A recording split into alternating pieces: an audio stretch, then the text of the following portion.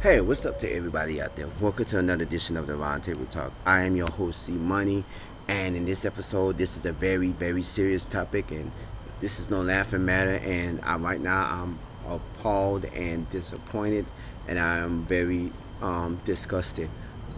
Earlier today, I did a couple of short videos.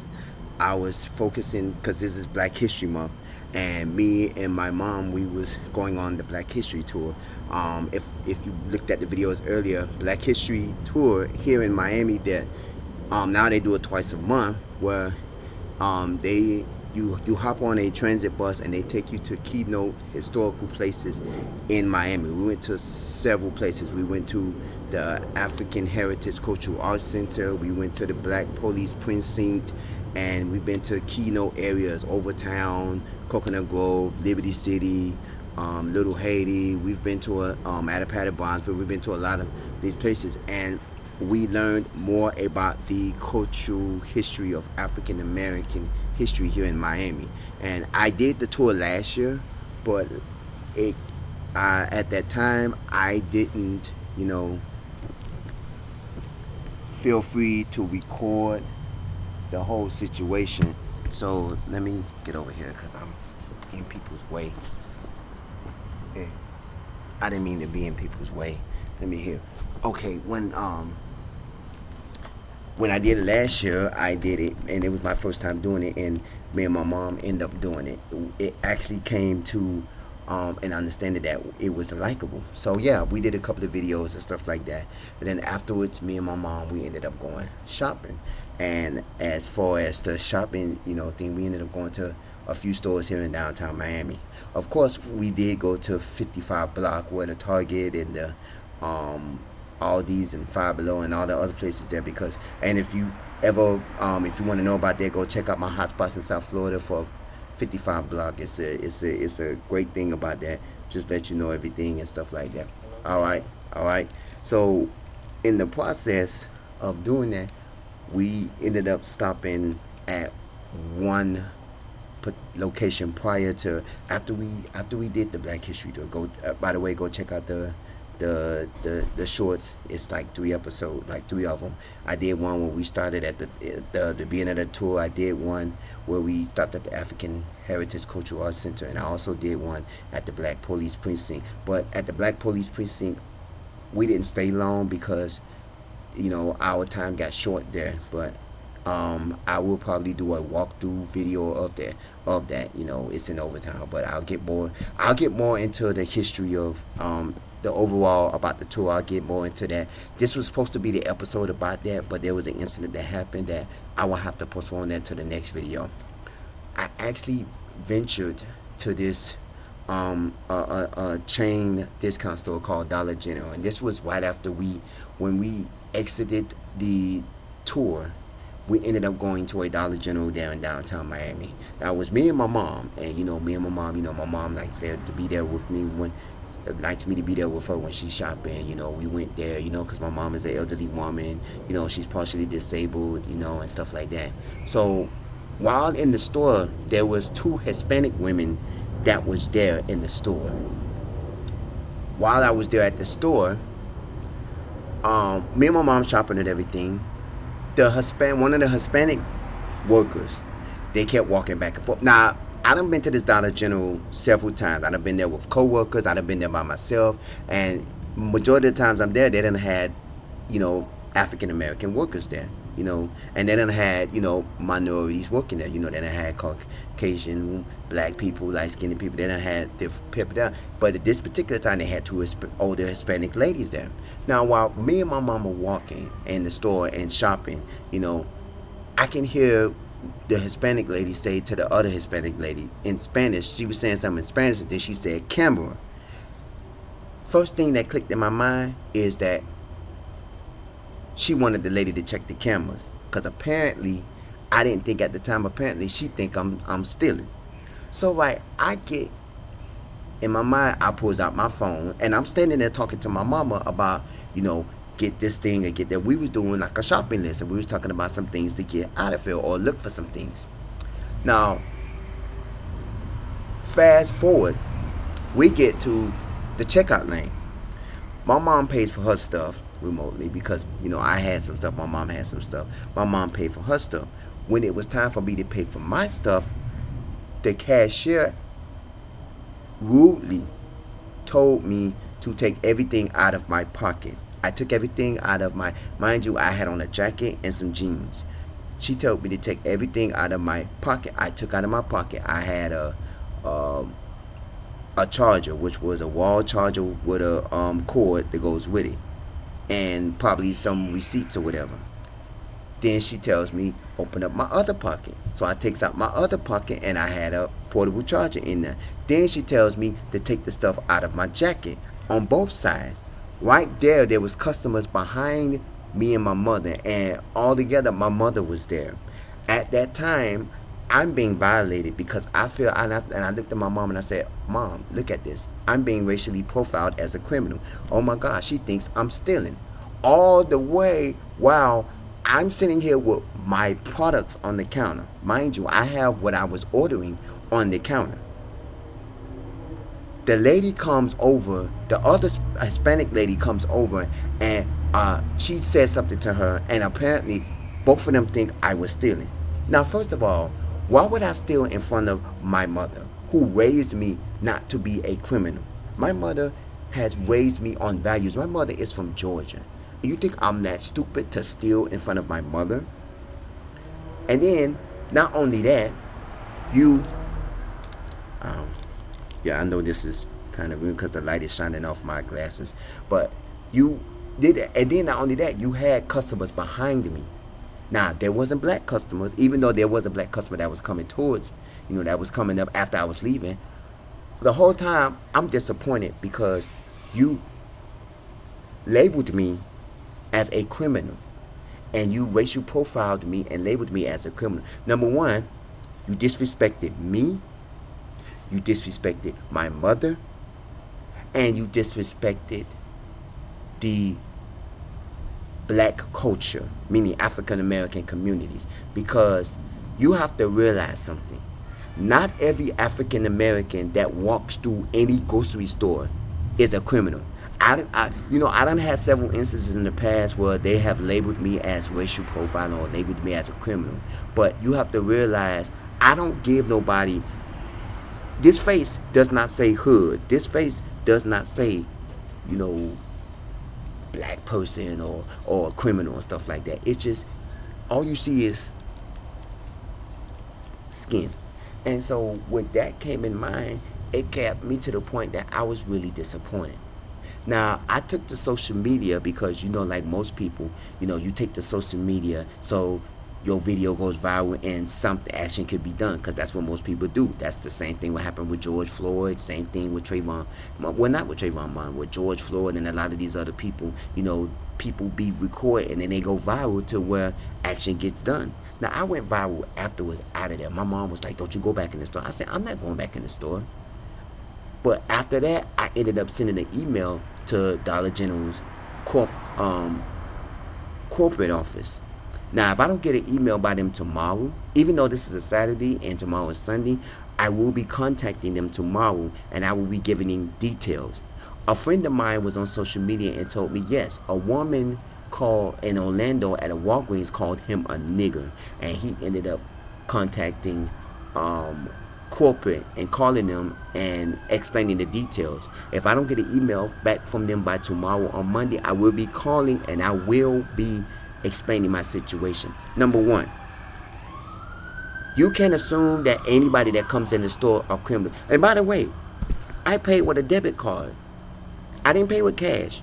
Because the one thing I know with me, when I go inside stores or any type of store, whether it's a chain store or a nice store, most of the time I pay with a card because, number one, I want to prove that African Americans have money.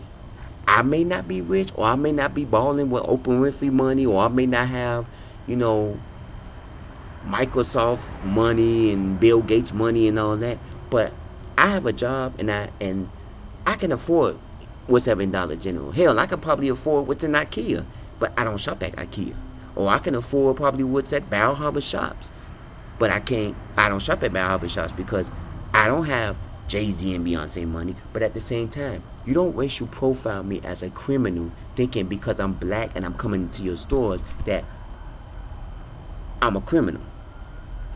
And that's what a lot of these people don't realize. That, remember, I don't know if I ever told you, I had a similar incident like that in Brickell at a CVS, because I went to a CVS in Brickell. But at this time, I was in my early 20s and I was young and I didn't know no better. But that situation was even worse, because that's when the man actually patted me down because he thought I was stealing, and he patted me down to make sure I had nothing on me.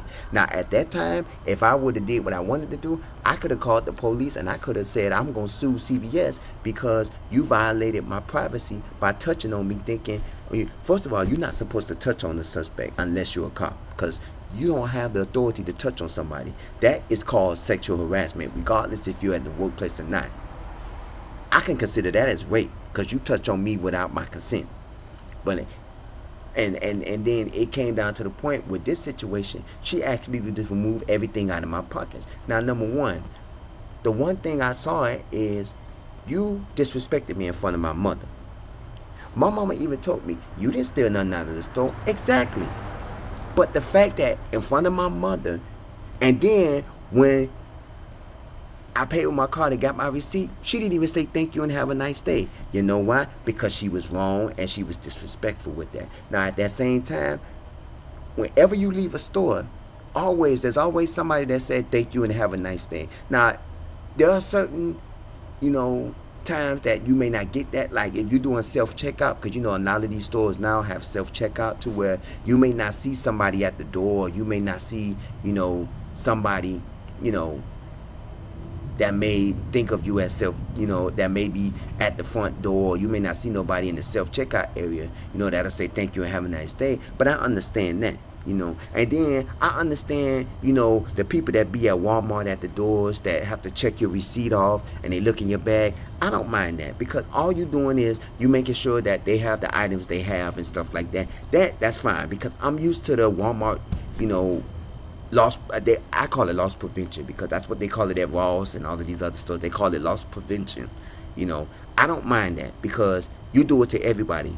They have large, groceries and stuff like that. Sometimes they don't do it to me. Sometimes they bypass me, and sometimes they do it to me. And I don't mind. You get my receipt. And sometimes they just get the receipt, check it off, and say bye. But here, even though I was paying for my products, you rudely told me to take everything out of my pockets. Now, my mom told me the first thing she said out of her mind, do not ever go back in that store. And I said, you're right.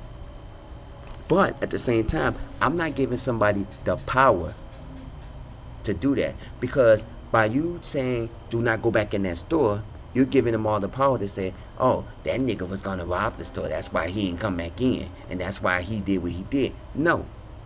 That's why I tell you, every time I go to a store, I always pay with a card. And that reason is because I want to show the American people that all black people are not criminals.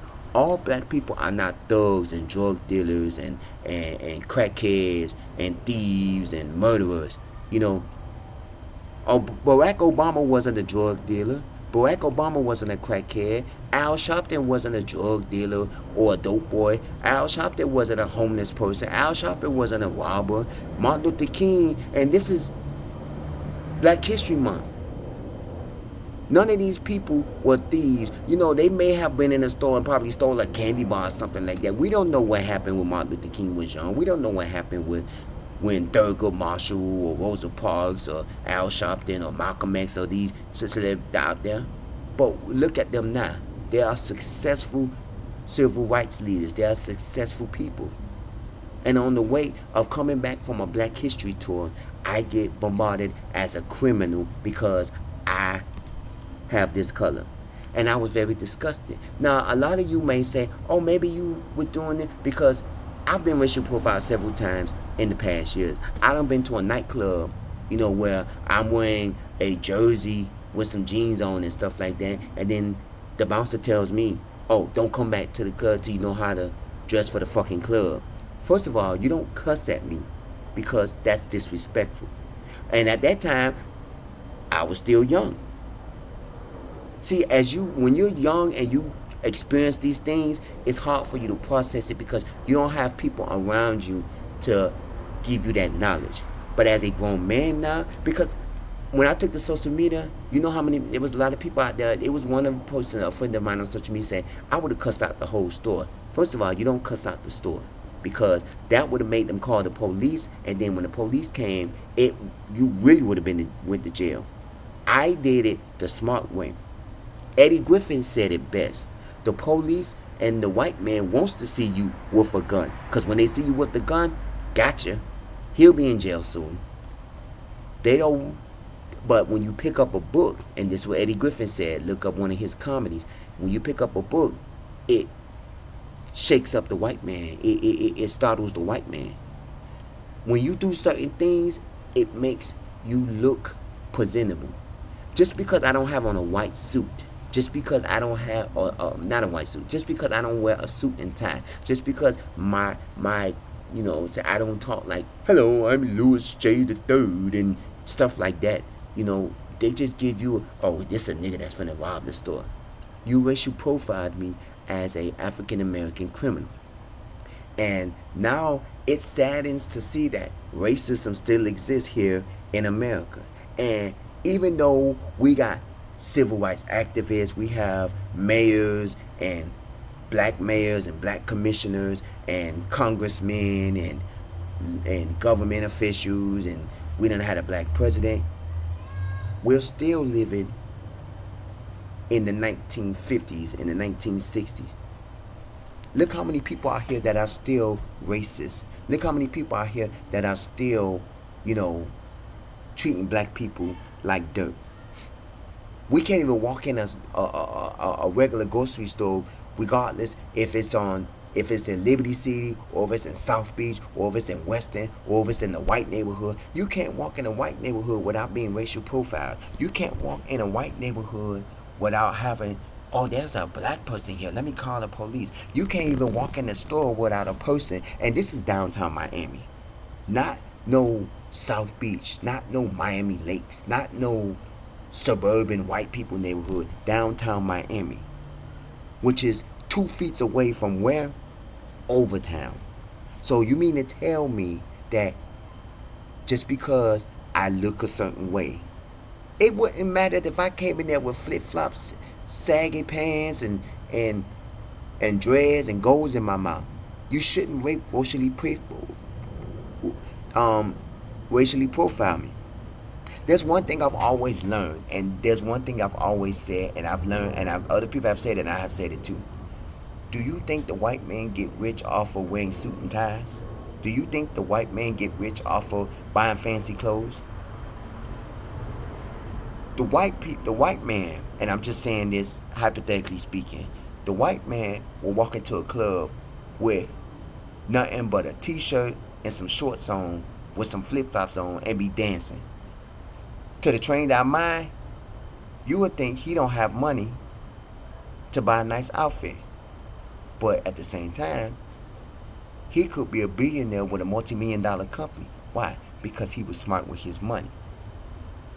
A lot of these people go out here and spend $200 and $300 on an outfit just to go to the club, when that money could be invested in something where you can make money instead of spending money. A lot of these people come out to these, clubs with $200 and $300 Jordans. Ain't nothing wrong with that.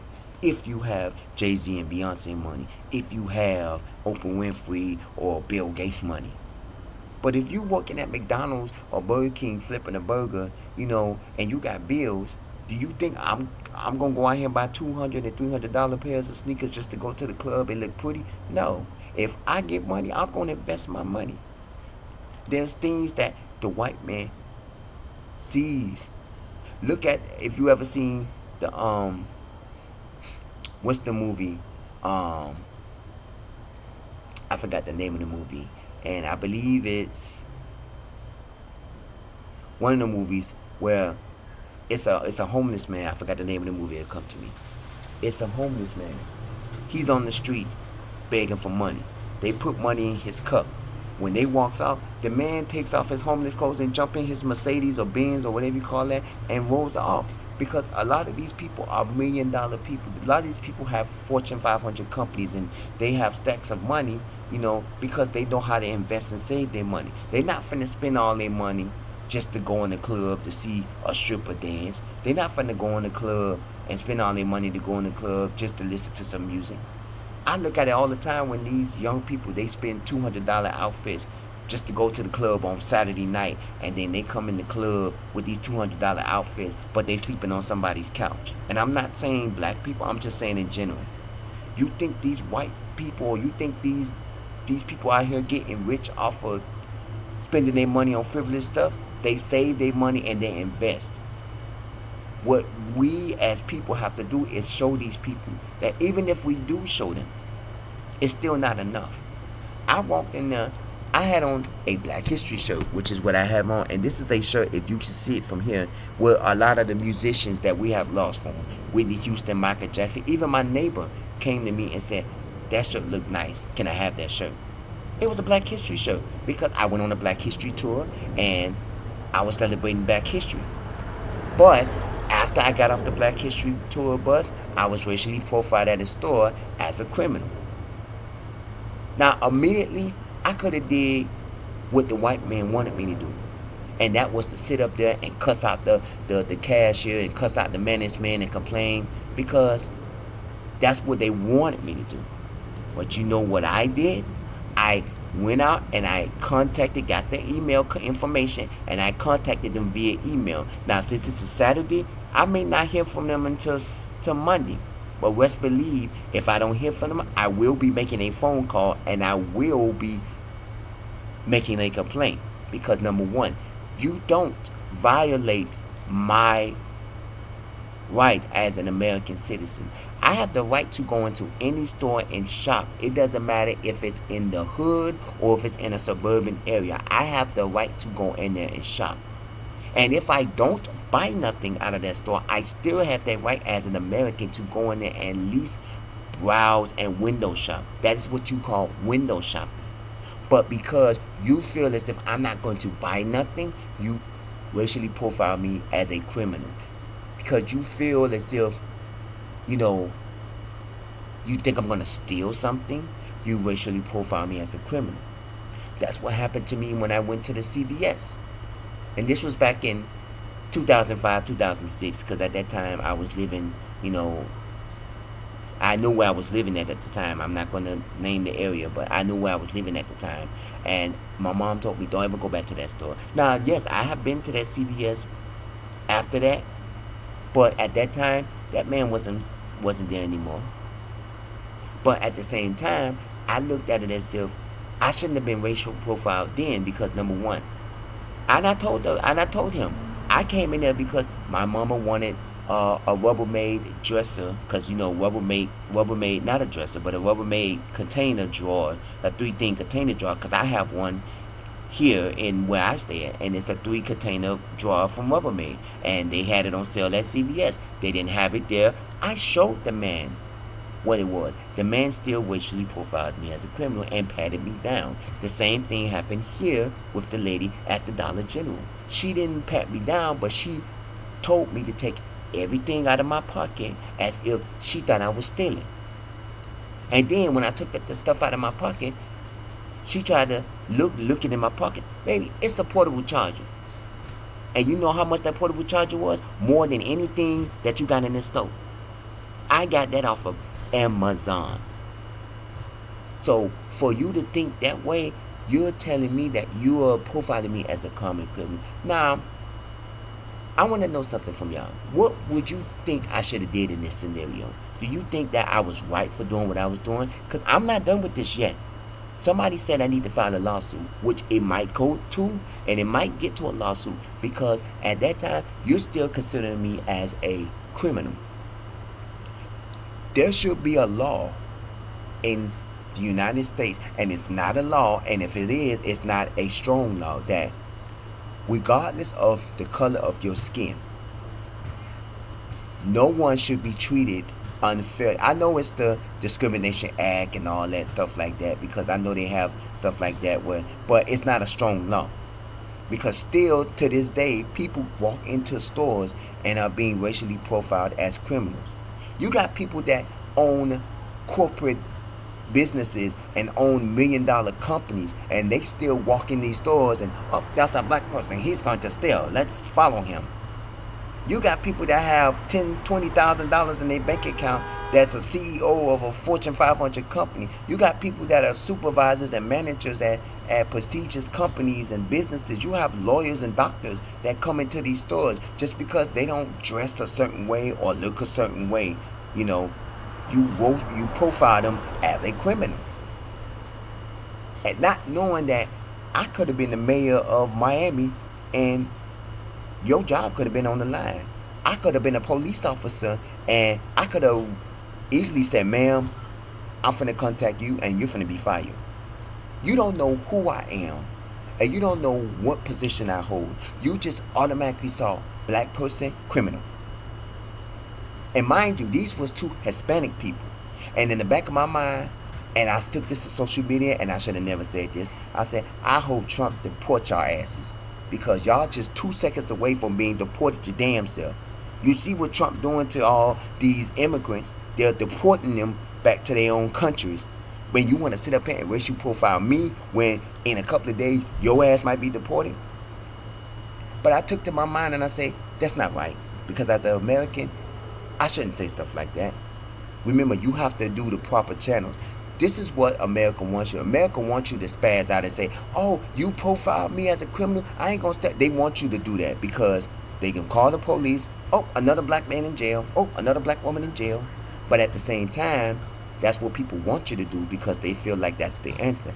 That is not the answer. The answer is do the proper channel to get an investigation. Email them, contact them, message them, let them know, hey, this is what went down and I'm very disgusted at this. And just know that you have lost a customer with me. I am never going back in that store and you may never see me back in Dollar General again. I guarantee you, by you saying that as a customer, they will do an investigation. Because one thing that a business do not want is to lose a customer.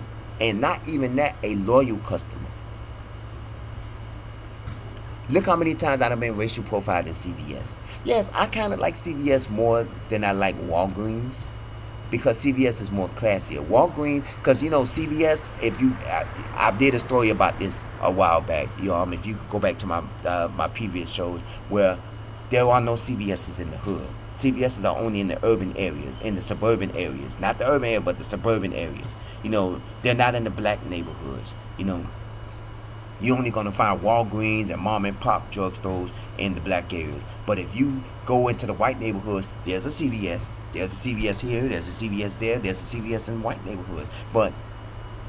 And it was a video I did about racially profiling businesses. Meaning that they're not profiling African Americans. They're profiling the people they're profiling their businesses. Well, we're not going to put this in the black neighborhood. It's the same thing with Publix. And I did a video about that. Publix doesn't have a supermarket in the black neighborhoods. So what do you think that I should have did? Did I do the right thing to do? Do you think I did the right thing or do you think I did the wrong thing? I want you to comment at the bottom of this page.